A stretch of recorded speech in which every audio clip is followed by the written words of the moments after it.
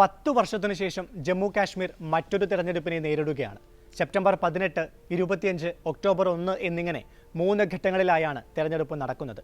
വിവിധ കക്ഷികൾ തമ്മിലെ സഖ്യ ചർച്ചകളും സീറ്റ് വിഭജനവുമെല്ലാം ഏകദേശം പൂർത്തിയായി. പ്രചാരണവും ചൂടുപിടിക്കുന്നുണ്ട്. ഇതോടൊപ്പം പരസ്പരമുള്ള പോർവിളികളും സജീവമാണ്. അതിൻ്റെ ഒടുവിലത്തെ ഉദാഹരണമായിരുന്നു കേന്ദ്ര ആഭ്യന്തരമന്ത്രി അമിത്ഷായുടെ പ്രസ്താവന.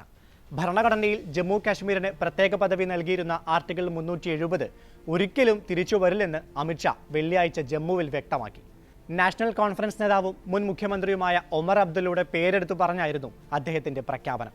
എന്നാൽ അധികാരത്തിൽ തിരിച്ചെത്തിയാൽ ആർട്ടിക്കിൾ 370 സംസ്ഥാന പദവിയുമെല്ലാം തിരിച്ചു കൊണ്ടുവരാൻ ശ്രമിക്കുമെന്ന വാഗ്ദാനവുമായാണ് PDPയും നാഷണൽ കോൺഫറൻസും തെരഞ്ഞെടുപ്പിനെ നേരിടുന്നത്.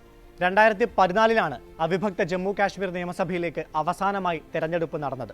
28 സീറ്റുമായി മെഹബൂബ മുഫ്തിയുടെ നേതൃത്വത്തിലുള്ള PDP ഏറ്റവും വലിയ കക്ഷിയായി. BJPക്ക് 25ഉം ജമ്മു കാശ്മീർ നാഷണൽ കോൺഫറൻസിന് 15ഉം കോൺഗ്രസിന് 12ഉം സീറ്റാണ് ലഭിച്ചത്. ആർക്കും വ്യക്തമായ ഭൂരിപക്ഷം ലഭിക്കാത്തതിനെ തുടർന്ന് BJPയുമായി ചേർന്ന് PDP അധികാരത്തിലേറി. മെഹബൂബ മുഫ്തി മുഖ്യമന്ത്രിയായി സത്യപ്രതിജ്ഞയും ചെയ്തു. എന്നാൽ ഈ ഭരണത്തിന് 4 വർഷം മാത്രമാണ് ആയുസ്സുണ്ടായിരുന്നത്. 2018 PDPക്കുള്ള പിന്തുണ BJP പിൻവലിച്ചു. 2019 ആഗസ്റ്റ് 5 കേന്ദ്ര സർക്കാർ ആർട്ടിക്കിൾ 370 സംസ്ഥാന പദവിയും റദ്ദാക്കി. സംസ്ഥാനത്തെ രണ്ടായി വിഭജിച്ച് ലഡാക്കും ജമ്മു കാശ്മീരും കേന്ദ്രഭരണ പ്രദേശങ്ങളാക്കി മാറ്റി. കൂടാതെ മുൻ മുഖ്യമന്ത്രിമാർ ഉൾപ്പെടെയുള്ള നേതാക്കളെ വീട്ടുതടങ്കലിൽ അടയ്ക്കുകയും ചെയ്തു. പഴയ ജമ്മു കാശ്മീരിന്റെ ഭാഗമായിരുന്ന ലഡാക്കിൽ ഇത്തവണ തെരഞ്ഞെടുപ്പില്ല. അവശേഷിച്ച് ജമ്മുവിലും കശ്മീരിലും മണ്ഡല പുനർനിർണയം നടത്തിയും ഗോത്രവിഭാഗങ്ങൾക്കും പട്ടികജാതിക്കാർക്കും പുതിയതായി സംവരണ മണ്ഡലങ്ങൾ ഉൾപ്പെടുത്തിയും സാഹചര്യങ്ങൾ പരമാവധി തങ്ങൾക്ക് അനുകൂലമാക്കിയിട്ടുണ്ട് BJP. 90 അംഗ നിയമസഭയിൽ 9 മണ്ഡലങ്ങൾ പട്ടികവർഗക്കാർക്കും 7 മണ്ഡലങ്ങൾ പട്ടികജാതിക്കാർക്കുമായി നീക്കിവച്ചിരിക്കുകയാണ്. 2024 സെപ്റ്റംബർ 30 മുൻപ് ജമ്മു കാശ്മീരിൽ തെരഞ്ഞെടുപ്പ് നടത്തണമെന്ന് സുപ്രീം കോടതി കഴിഞ്ഞ വർഷം ഉത്തരവിട്ടിരുന്നു. സംസ്ഥാന പദവി ഉടൻ പുനഃസ്ഥാപിക്കണമെന്നും ആവശ്യപ്പെട്ടു. ഇതിന്റെ അടിസ്ഥാനത്തിലാണ് ആഗസ്റ്റ് 16 തെരഞ്ഞെടുപ്പ് കമ്മീഷൻ തെരഞ്ഞെടുപ്പ് തീയതി പ്രഖ്യാപിച്ചത്. ഇതിനു പിന്നാലെ സീറ്റ് വിഭജനവും തെരഞ്ഞെടുപ്പ് പ്രചാരണവുമെല്ലാം വിവിധ കക്ഷികൾ സജീവമാക്കി. ജമ്മു കാശ്മീരിന് പ്രത്യേക പദവി നൽകിയിരുന്ന ആർട്ടിക്കിൾ 370, സംസ്ഥാന പദവി നൽകുന്ന 35A എന്നിവ പുനഃസ്ഥാപിക്കുമെന്നാണ് മെഹബൂബ മുഫ്തിയുടെ പീപ്പിൾ ഡെമോക്രാറ്റിക് പാർട്ടിയുടെ പ്രധാന വാഗ്ദാനം.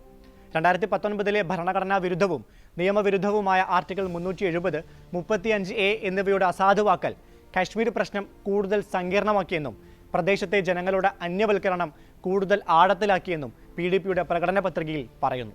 ആർട്ടിക്കിൾ 370 സംസ്ഥാന പദവിയും പുനഃസ്ഥാപിക്കാൻ ശ്രമിക്കുമെന്ന് തന്നെയാണ് നാഷണൽ കോൺഫറൻസിന്റെ പ്രകടന പത്രികയിലെയും പ്രധാന വാഗ്ദാനം.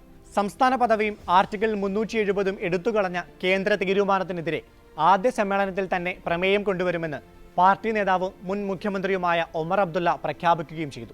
ജമ്മു കാശ്മീരിന്റെ സംസ്ഥാന പദവി തിരികെ കൊണ്ടുവരുമെന്ന് കോൺഗ്രസ് നേതാവും പ്രതിപക്ഷ നേതാവുമായ രാഹുൽ ഗാന്ധിയും വാഗ്ദാനം ചെയ്യുന്നുണ്ട്.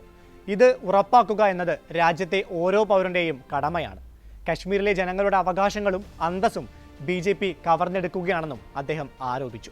അതേസമയം ആർട്ടിക്കിൾ 370 സംബന്ധിച്ച് രാഹുൽ ഗാന്ധി മൗനം പാലിച്ചു. കോൺഗ്രസും നാഷണൽ കോൺഫറൻസും ഒരുമിച്ചാണ് ഇത്തവണ തെരഞ്ഞെടുപ്പിനെ നേരിടുന്നത്. 51 സീറ്റിൽ നാഷണൽ കോൺഫറൻസും 32 സീറ്റിൽ കോൺഗ്രസും മത്സരിക്കാനാണ് ധാരണ. 5 സീറ്റുകളിൽ ഇരു പാർട്ടികളും തമ്മിൽ സൗഹൃദ മത്സരമാണ്. CPMഉം പാന്തേഴ്സ് പാർട്ടിയും ഓരോ സീറ്റുകളിലും മത്സരിക്കും. 1987 ശേഷം ആദ്യമായാണ് നാഷണൽ കോൺഫറൻസും കോൺഗ്രസും ഒരുമിച്ച് മത്സരിക്കുന്നത് എന്ന പ്രത്യേകതയും ഈ തെരഞ്ഞെടുപ്പിനുണ്ട്. അതേസമയം ആർട്ടിക്കിൾ 370 ഒരിക്കലും തിരിച്ചു വരില്ലെന്ന് ഉറപ്പിച്ചു പറയുകയാണ് കേന്ദ്ര ആഭ്യന്തരമന്ത്രി അമിത്ഷാ. ആർട്ടിക്കിൾ 370 ചരിത്രമായി മാറിയെന്നും അദ്ദേഹം വ്യക്തമാക്കി. കഴിഞ്ഞ 10 വർഷം നീണ്ട കാലഘട്ടം രാജ്യത്തിന്റെയും ജമ്മു കാശ്മീരിന്റെയും ചരിത്രത്തിൽ സുവർണ ലിപികളിൽ രേഖപ്പെടുത്തും. മികച്ച ഭരണം തുടരാൻ BJP അധികാരത്തിൽ എത്തിക്കണമെന്നും അദ്ദേഹം വോട്ടർമാരോട് പറഞ്ഞു. ആർട്ടിക്കിൾ 370 ഇനി ഭരണഘടനയുടെ ഭാഗമല്ല. ഈ ആർട്ടിക്കിൾ യുവാക്കളുടെ കൈകളിൽ ആയുധങ്ങളും കല്ലുകളും മാത്രമാണ് നൽകിയത്. തീവ്രവാദത്തിന്റെ പാതയിലൂടെ സഞ്ചരിക്കാൻ അവർക്ക് സൗകര്യമൊരുക്കുകയും ചെയ്തു.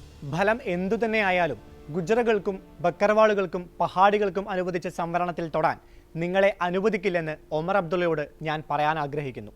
ജമ്മു കാശ്മീരിൽ നിന്ന് തീവ്രവാദത്തെ പൂർണ്ണമായും തുടച്ചു നീക്കും. ജമ്മു കാശ്മീരിലെ തീവ്രവാദത്തിന്റെ ആവിർഭാവത്തിൽ ഉൾപ്പെട്ടവരെ സംബന്ധിച്ച് ധവളപത്രം പുറത്തിറക്കും. പ്രദേശത്തിന്റെ വികസനം ഉറപ്പാക്കാൻ തങ്ങൾക്ക് 5 വർഷം നൽകണമെന്നും അമിത്ഷാ ആവശ്യപ്പെട്ടു. അതേസമയം ജമ്മു കാശ്മീർ BJPയിൽ ഉടലെടുത്ത പ്രശ്നങ്ങൾ പാർട്ടിക്ക് വലിയ തലവേദനയാകുന്നുണ്ട്. സ്ഥാനാർത്ഥികളെ തെരഞ്ഞെടുത്തതിൽ വലിയ അതൃപ്തി പുകയുന്നുണ്ട്. സ്ഥാനാർത്ഥിത്വത്തെ ചൊല്ലി ജില്ലാ പ്രസിഡന്റ് അടക്കമുള്ള നേതാക്കൾ BJP വിട്ടത് തെരഞ്ഞെടുപ്പിൽ എങ്ങനെ ബാധിക്കുമെന്ന് കണ്ടറിയേണ്ടതുണ്ട്.